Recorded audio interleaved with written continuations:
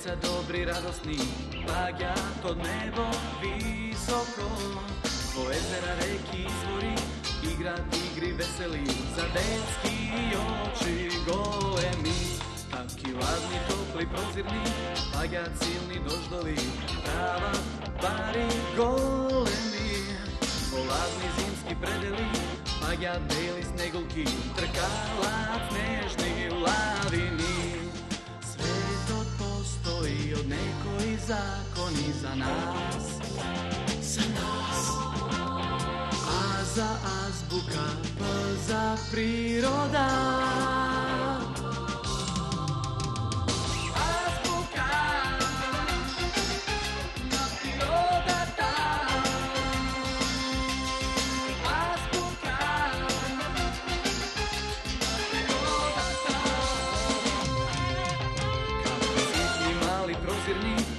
Oblaci razigrani, prava čuda golemi.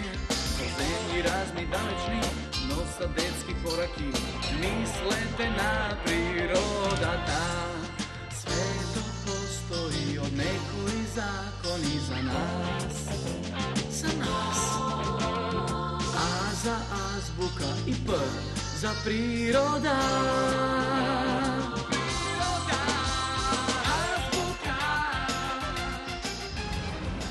Тиха вода, брег рони. Јас би рекол, убава вода, слив има.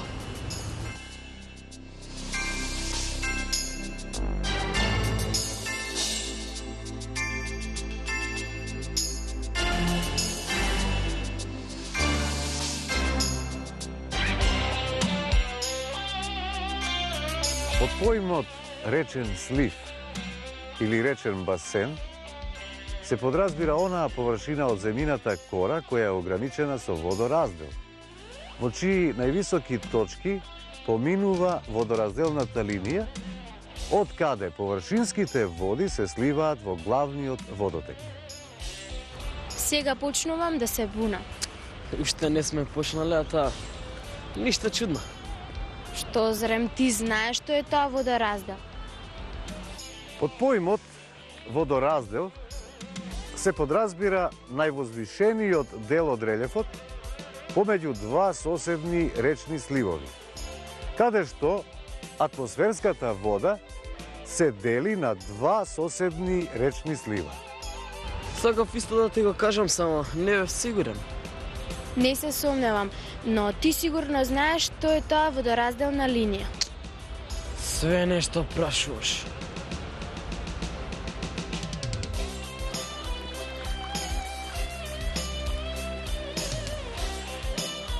Гледам, многу работи не ви се јасни за речни сливови, но само полека. Ние цела оваа емисија ќе ја посветиме за тој географски поим. Ме прашавте што значи тоа водоразделна линија. Слушајте внимателно. Водоразделна линија представува замислена математичка линија која ги поврзува највисоките точки од водоразделот.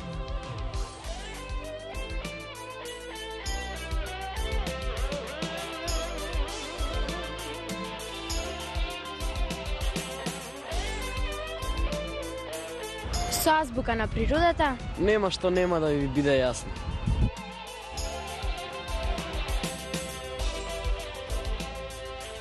А сега да кажеме нешто и за определен и неопределен водораздел.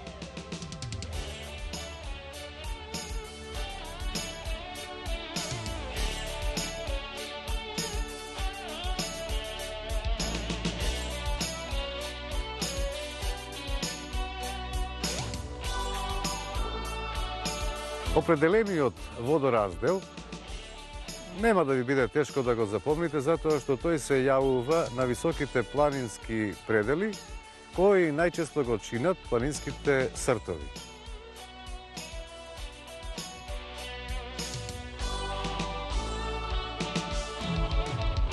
За разлика од определениот, неопределениот водораздел се јавува во рамничарските или замочуглавените терени на земјината површина.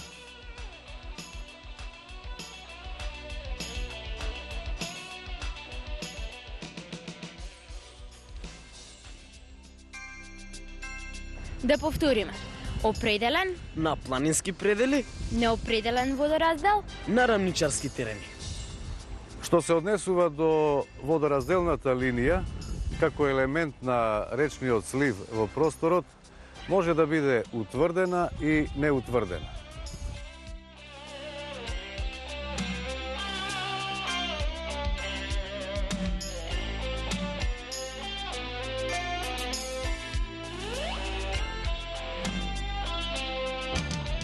Утврдена водоразделна линија се јавува на терени кои се изградени од водонепропустни карпести маси.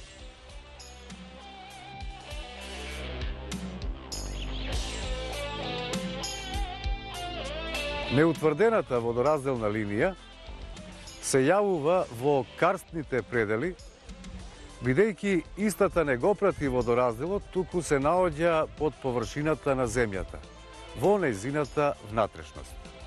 Мартин, да повториме утврдена водоразделна линија. Изградена е од водонепропустни карпести маси. Неутврдена водоразделна линија. Се наоѓа под површината на земјата во нејзината внатрешност. Секој географски поим има своји помошни елементи. Па така и речниот слив има своји, и тоа: површина, широчина, должина, наклон, симетрија и асиметрија. А истиот во поголема или помала мера може да биде и заезерен, замочурлавен, пошумен и карстен. Замисли, Мартине, јас под речен слив мислев дека се само реките кои се вливаат во главната река. Многу мислиш. Никој не те прашал за твоето мислење.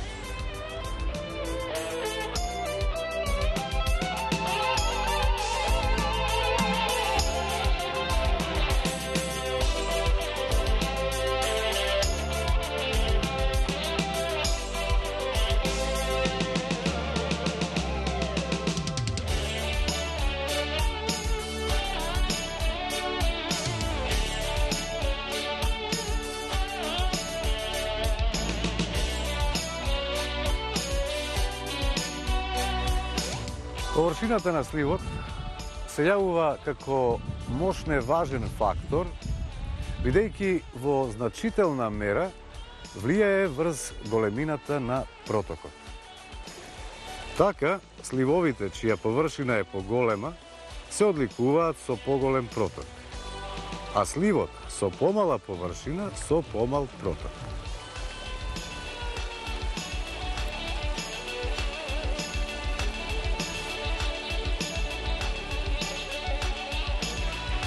За формата на речните сливови, сигурно сите знаете дека не се исти. Па така тие можат да бидат поделени во 5 групи. И тоа: речен слив со најголема развиеност во средниот дел, речен слив со најголема развиеност во горниот дел, речен слив со најголема развиеност во долниот дел, потоа речен слив со рамномерна развиеност по целата должина и речен слив со развиеност во горниот и долниот дел, а во средината се стеснува.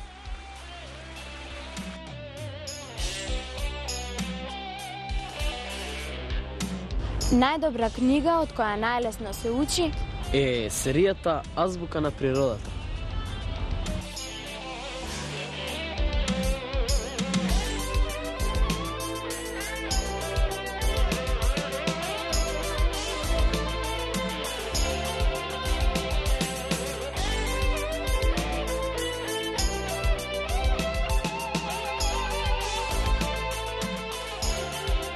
Должината на сливот представува онаа должина што се мери од вливот до водоразделната линија.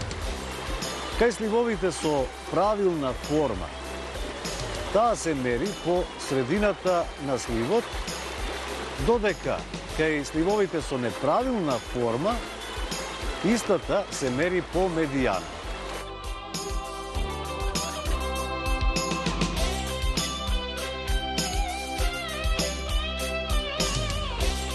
Широчината на сливот влијае врз формирањето на протокот. Па така, доколку оваа широчина е помала, дотолку дотокот е поголем. И обратно, ако широчината е поголема, дотокот е позабавен. Баш лесно. Должината на сливот се мери по средината ако е правилен. А ако широчината на сливот е помала, тогаш дотокот на вода е поголем и обратно. Што се однесува до брзината на отекнувањето на атмосферската вода во главниот водотек, во прв ред зависи од наклонот на сливот. Доколку овој наклон е поголем, дотолку брзината на отекнувањето ќе биде поголема. И обратно, доколку овој наклон е помал, дотолку ќе биде побавно отекнувањето на водата во сливот. Мартине, количеството на водата во сливот, од што зависи? Саше, прашањето ти е на место. Ама праша некој друг, а не мене. Во колку сливовите се со поголема средна и најголема височина, дотолку тие се побогати со вода и обратно. Во колку тие се со помала височина, дотолку се посиромашни со вода.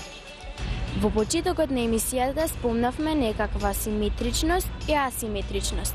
Ке ми кажеш ли тие што значат сливовите? Саше, толку многу прашања ми постои, што просто се прашувам дали воопшто нешто знаеш. Сливот на реката не е подеднакво распределен од двете страни на речниот тек. Ако односот на површината помеѓу левата и десната страна е приближно еднаков, за тој слив велиме дека е симетричен. Ако пак односот не е еднаков, тогаш за тој слив велиме дека е асиметричен.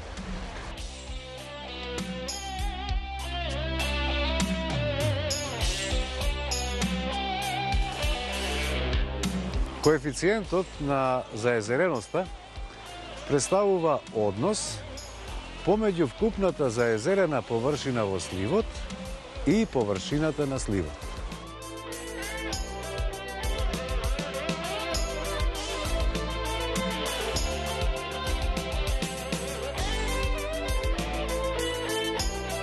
Коефициентот на пошуменоста представува однос помеѓу површината под шума во сливот и вкупната површина на сливот. Мартина, за денеска мислам дека е доста. Чекај, само уште за замочурлавен карстен слив. Коефициентот на замочурлавеност представува однос помеѓу површината под мочуришта во сливот и вкупната површина на сливот.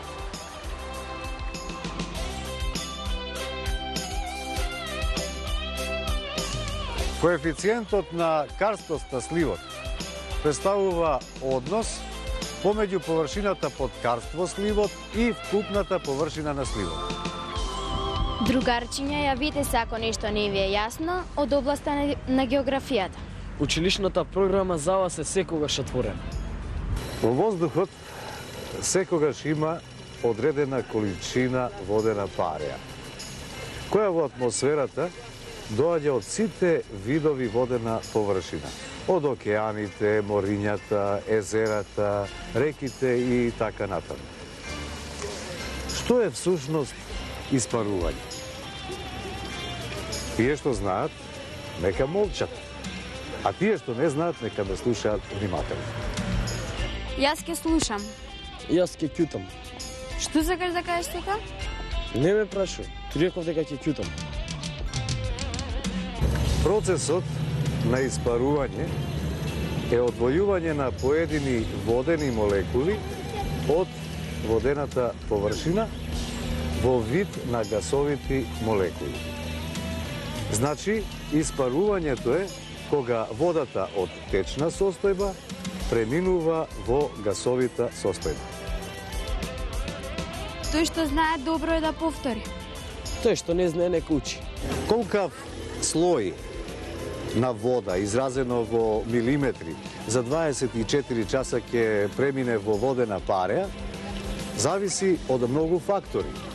И тоа, температурата, ветерот и влажноста на воздухот. За температурата знам, ама за ветерот? Реков ќе ќутам. Така рече Гоце. Тој што знае нека ќута. Испарувањето е можно на сите температури и најниската представува некој степен на топлина.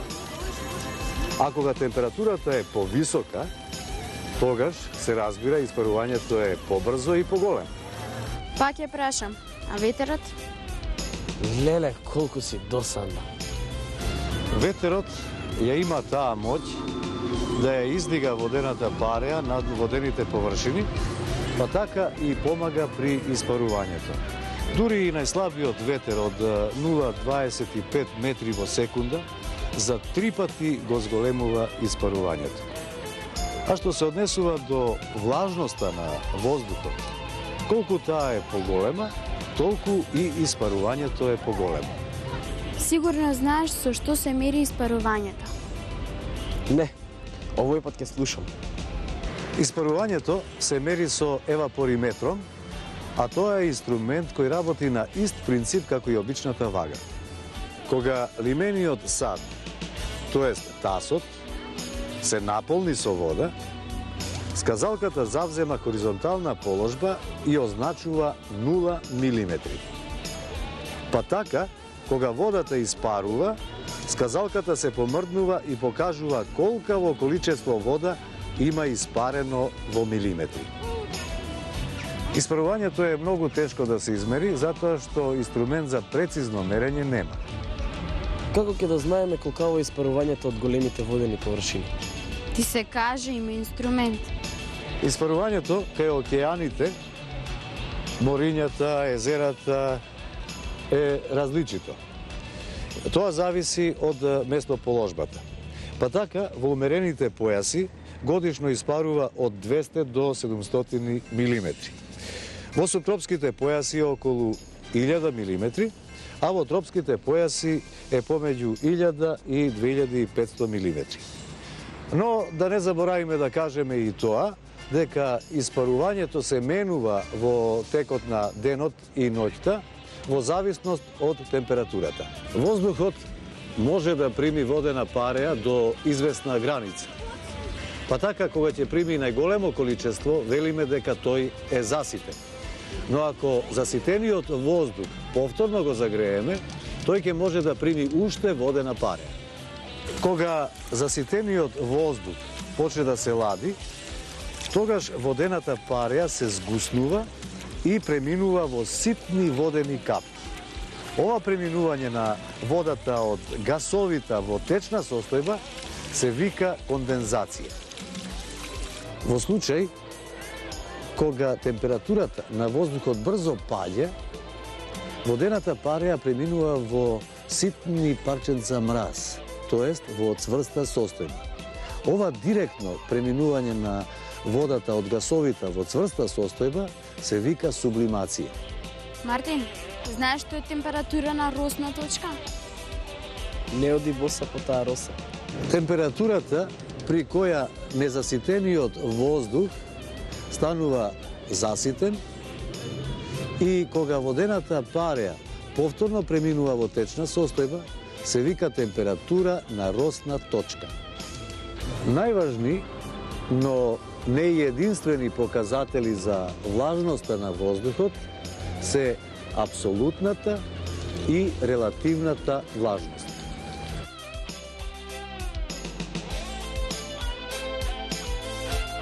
Апсолутна влажност представува количина на водена пареја изразена во 1 метар кубен воздух. Во колку температурата на воздухот се зголемува, и апсолутната влажност се зголемува и обратно.